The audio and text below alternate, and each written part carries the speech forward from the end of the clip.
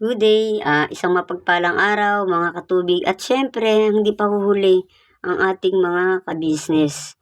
Ayan, at habang hinihintay ko nga si Michael, lilinisin muna natin ang ating sasakyan. Naulit. Kailan pa?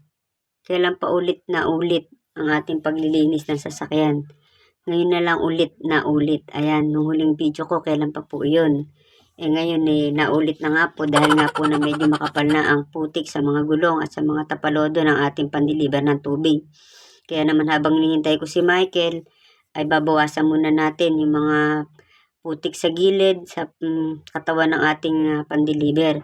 Para pagdating ni Michael ay sasabunin na lang niya para hindi magaspang. Hanggang sa tapalodo, sprayan na natin nang sa ganun mabawasan ng buhangin sa ilalim.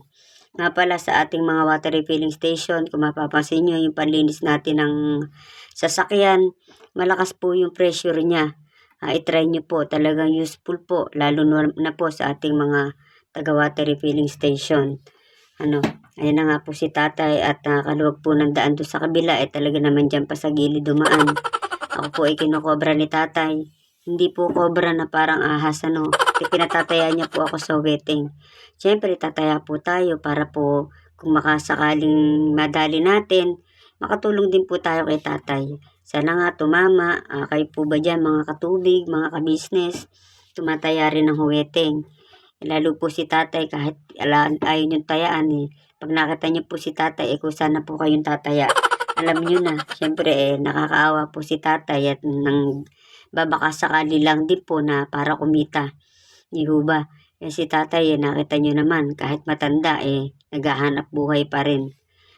Yun po ang ating tularan, mga katubig, mga ka-business, mga kaano natin dyan, mga kapitbahay natin dyan, yun nga po, at habang hinihintay ko nga si Michael, ililinis ko na ang sasakyan hanggang sa likuran. May mga putik din po kasi, lalo po yung signal light natin. Medyo hindi na po makita pagka nagsisignal, malabo na po kasi.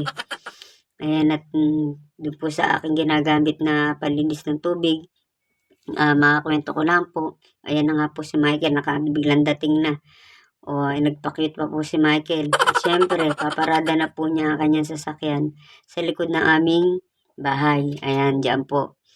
At para po safe daw po ang kanyang sasakyan. Ayan na Michael, magsimula ka na at iyan na-sprayan ko na. Nakalibre ka. Nga po pala, ganap ng alas 7:15 nang dumating si Michael. Nagsimula ako 6:35 ng umaga habang hinihintay siya. Ayan mga katubig, mga ka-business, kung gaano kalakas yung nabili natin palinis ng sasakyan. Malakas po ang pressure. Kaya talagang useful. Ayan, at sinabunan ko na rin po. Inisprayan ko na ng sabon para pupunasan na lang ni Michael. Di po ba kung tayo ay magpapakarwas, yung tricycle nga po 100 na mahigit. Yung single nga po 120. Ewan ko lang po kung ganito, kung magkano. Hindi pa po namin na-try magpakarwas ng ganito. Pero ganun pa man, sayang din po ang 100. Kung 100 man ang bayad. Katulad niya, meron naman tayong pang spray. Nga lang, konting sabon-sabon. Hindi po kasi ito maasikasong linisin sa hapon. Gawa ng mainit ang makina. Hindi pwedeng mabasa, baka masira po ang ating sasakyan. Kaya naman bago kami magbiyahe ni Michael, kailangan na singit na namin na malinis. Kaya nga nung nakaraan na video natin, yun pa po yung huling linis namin. Kaya ngayon lang ulit na ulit ang paglilinis. Ayan, at medyo natanggal na po yung mga buhangin sa mga mags at saka po sa tapalodo. Siyempre, yung gilid po kailangan din nating isprayan. Kung matatandaan nyo nga po pala, hindi ho ba naglinis ako ng membrane? Napakalaking bagay po nung nabili nating palinis na yan. Malakas po ang pressure.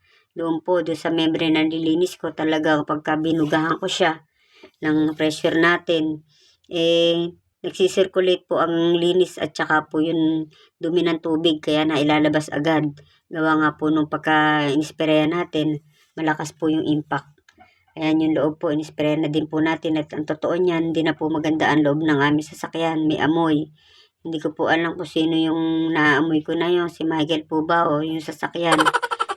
Ala po, kung sino man sa dalawa, o baka kaya ako naman, mga katubing, mga ka-business. Kaya yan sinabunan ko na rin mabuti yung pinakaloob niyaan. At siyempre nasa gano'n, pareho kaming maging mabango ni Michael kung sino man ang may kapangyarihan sa amin ano, na umaamoy.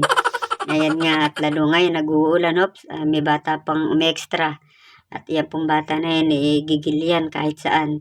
Ayan, nakita niyang naka-video siguro, ayan, ika nga, nag-artista, ayan. Nakita niyo naman, umalis na. Ayan nga po at si Michael nga po ay pinupunasan na niya. Sabi ko na sa ganun makaalis na kami at nagtatanghali na. Tinulungan ko na rin magpunas si Michael sa loob, katulad ng salamin, at saka nung pinakamanobela namin. Nang talagang naglinis na lang din kami, malinis na. Tsaka pinag-sprayan ko po yan ng konting alcohol, ng pagtanggal bakterya. Ganun po talaga, kulog po kasi yung sasakyan namin Hindi naman siya aircon, kaya lang kulog po talaga, kaya kailangan nililinis din. At saka ayan yung mga amoy-amoy. Ayun nga, sabi ko kay Michael na dry na ang sasakyan natin, gumora ka na, at nang makabiyahe tayo, nang makarami tayo. Medyo tanghali na. Gawa nga ng nilinis muna natin ang ating sasakyan. So, ayan Michael, masarap nang mag-drive ngayon kasi mabango na. Na-sterilize na natin ang ating loob ng sasakyan. Mag-iingat ka sa iyong pagdadrive. Siyempre, kasunod mo na ako kung dadaling ko yung motor ko. Maraming salamat mga ka-business at mga katubig. Yun nga po, ang pressure ng ginamit ko kanina, try nyo bumili, useful at saka po talagang malakas. O paano Michael, bye-bye.